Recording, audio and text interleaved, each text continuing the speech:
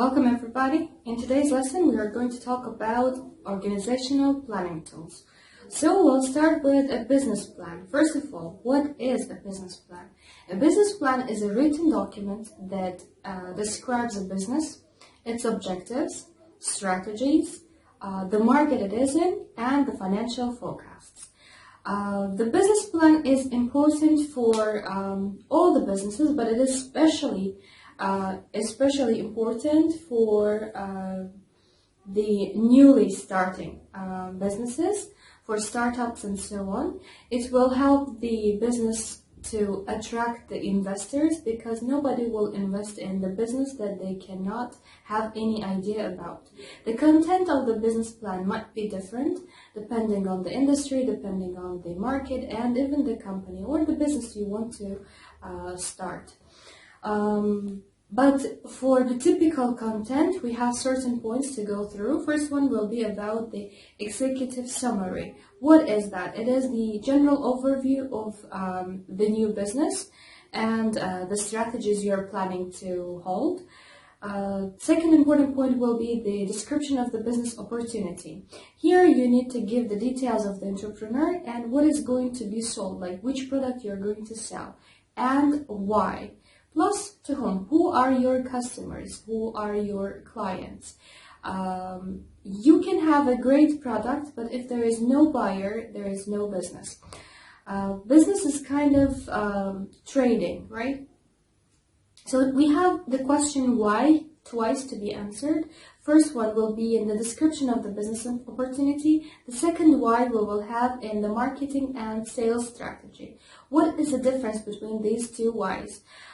In the first one, when we talk about the description of the business opportunity, we explain the reason why you want to sell this product. Let's say you have a perfect pen, like you have developed a new product, like a new style or a new kind of pen that you want to sell, and you need to explain the specifications or what makes this product special for you, or why you want to start this business. So this why is different from the why that we're going to have in marketing and sales strategy. The why we have in marketing and sales strategy is the why for the customers. Why should the customers buy this product? Or why does this entrepreneur believe that the customers will buy this product? Okay, the reason for you to sell may be different from the reason for them to buy, for the customers to buy. So the first reason why you want to sell will be explained in the description of the business opportunity. And the second why for the clients to buy will be explained in the marketing and sales strategy. And of course, you will explain how you are going to sell because this is the marketing strategy. Okay, then we will have the point of management team and personnel. There you will explain the skills of the team and the experience of the entrepreneur. So the more experienced, the more skilled they are, the reliable it is for the investors to invest in this business. And the operations, premises to be used, then production facilities, IT systems, and so on. Most importantly, financial forecasts to be mentioned, the future projections of sales, profit, and cash flow. Okay, before we talk about decision making, about financial issues, like we said, financial forecast, I would like to share some personal attitude. In my personal opinion, if one wants a business to succeed, in that case, before starting the business, they need to have strong legal and financial background. What I mean is they need to understand finance. They need to know how the market, financial world works, how money is created, what money is all about, how this entire system works, in which part of this system this business is going to be, or the general economy, like how the economy works in general. So the person needs to understand this to solve all these financial issues, etc., etc., and the taxation, this and that. Plus, the person needs to have knowledge about the legal affairs in the country or in the international world. So in that case, I believe that business will be unstoppable, because most of the managers or most of the entrepreneurs do have great ideas. They do have great teams, but the businesses do fail not because of internal constraints but external constraints. So what are internal and external constraints? If this is within the business, name clarifies itself, it is internal constraint. When it is outside the business, like limitation caused by outside factors, will be external constraint. Okay, what can be an internal constraint? For example, the organizational structure, decision-making power, who is, let's say, who has the right to make decisions, etc. Financial constraints, the thing you want to, let's say you want to start a new project, or you want to make a change, and that change can be quite expensive. So this is a financial constraint. Limitation, labor and other resources. Let's say you don't have enough employees, or your employees are not skilled enough for this project or for this change. Most importantly, the attitude of the workforce to the change. You want to change something in the company, but the employees may accept or may reject this. So you don't know whether they're going to embrace this change or they're going to oppose this change. So their attitude is of great importance, because they are the ones who are going to apply this, not you. So the employee attitude is important. Okay, what about external constraints? What kind of external constraints can we have? Sometimes within the business, everything is perfect.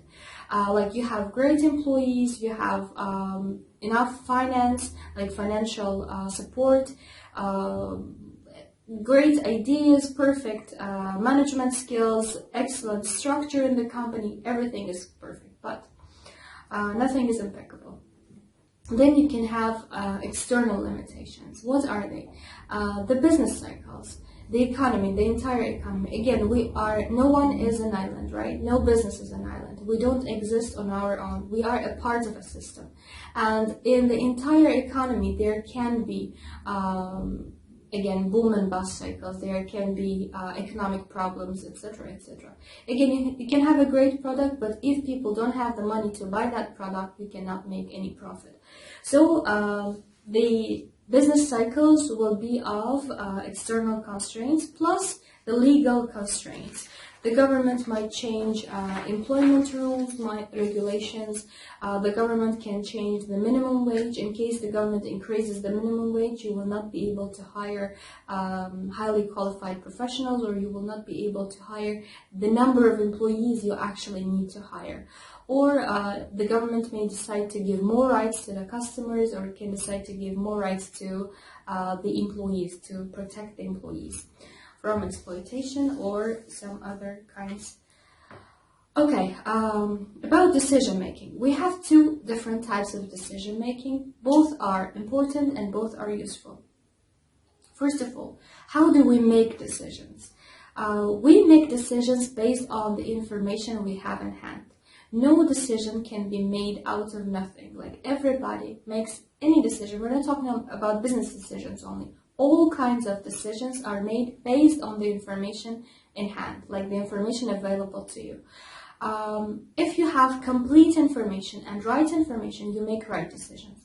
If you have wrong information or incomplete information, you make wrong decisions. When you have no information, you don't make any decisions. For business, we have intuitive decision making and scientific decision making. What is the advantage and disadvantage? For the intuitive decision making, it's faster, it's less time consuming, like you don't need to spend time for collecting data, analyzing that, because there's no data. Like you make your decisions intuitively, as it is called, intuitive decision making. You follow your gut feelings. It is less costly. Again, you don't have to hire people to collect data, to work on it, to have the market research, to analyze this and that. So it's less time consuming, it's cheaper and faster. But sometimes there can be non-standard situations or innovative conditions when you haven't experienced this before. So For scientific decision making, we should collect data, we should work on that data, we need to analyze and then decide. But if we have, let's say, a non-standard situation, something we haven't experienced before, in that case, we cannot collect any data because data is not available. So in this specific situation, intuitive decision making is the only way. But what about scientific decision making? Is it good? Is it useful? Sometimes yes. Scientific decision making is a must in case we have very important decisions to be made, very, let's say, substantial decisions in terms of cost. Like the decision might be too expensive. Or may involve a lot of financial resources. So in that case, you have to go for a scientific decision making. Any manager who goes for intuitive decision making for very important projects involving or decisions involving high risks, decisions that are quite costly, so those managers are considered irresponsible. So because of highly significant decisions, we have to go for scientific decision making. Okay, this is the advantage for scientific decision making. That means, like, for very important decisions, we need to go for this way, for scientific decision making. But what is the positive side? When we, it's costly, it takes a lot of time, it takes a lot of money, etc.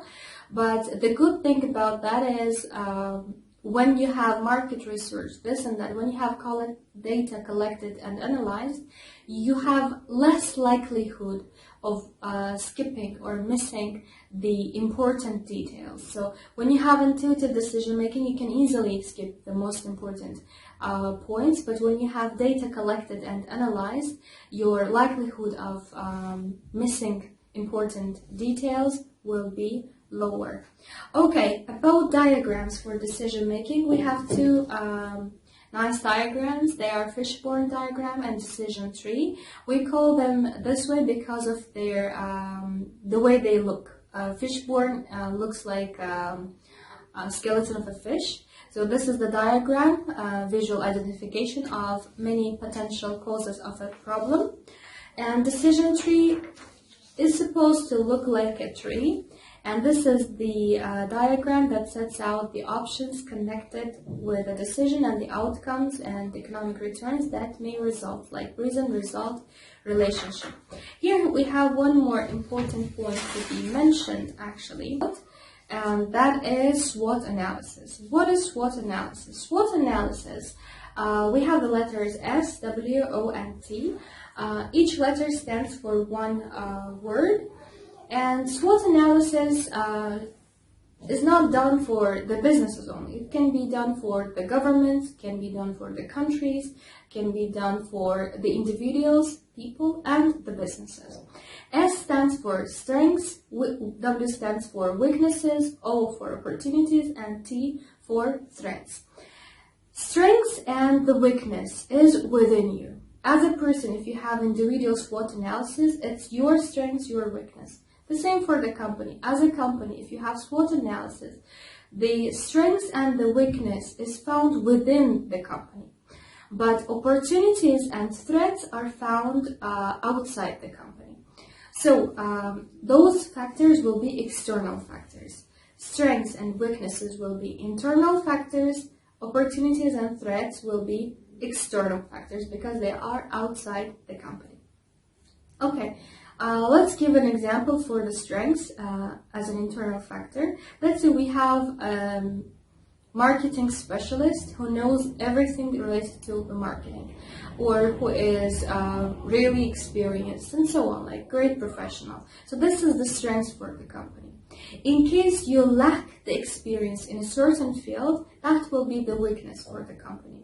Or you have a product that's a new product or that is an innovative product, this is the strength, so you can compete in the market. But if your product is undifferentiated product, in that case, it's a weakness because in that case, it cannot be a brand, it cannot be highly competitive, like cannot compete with the other products in the market. In that case, you will have to decrease the price of the product to sell more. Location of the business can be a weakness and can be a strength at the same time. So depending on the location, if this is a strategic place, so that is the strength. But if this is a difficult place for the clients to find, or it is not really promising place, so this is a weakness. Quality of the product or the service can be considered strengths, and poor quality or lower quality products, goods or services will be considered as a weakness. Okay, and the damaged reputation will be considered as a weakness.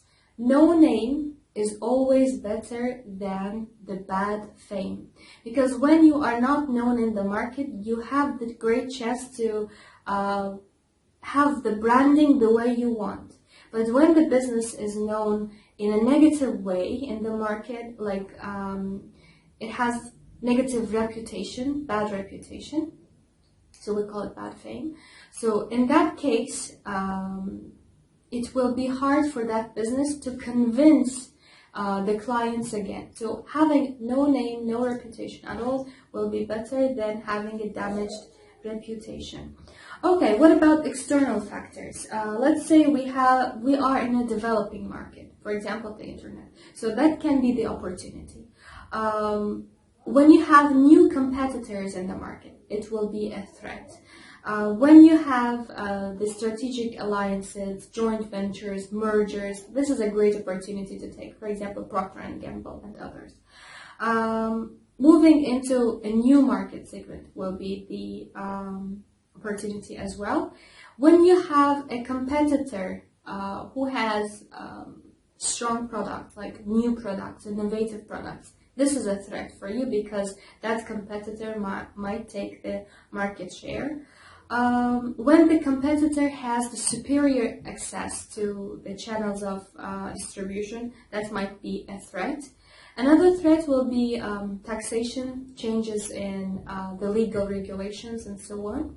Or again, a boom and bust cycles, economic cycles and so on.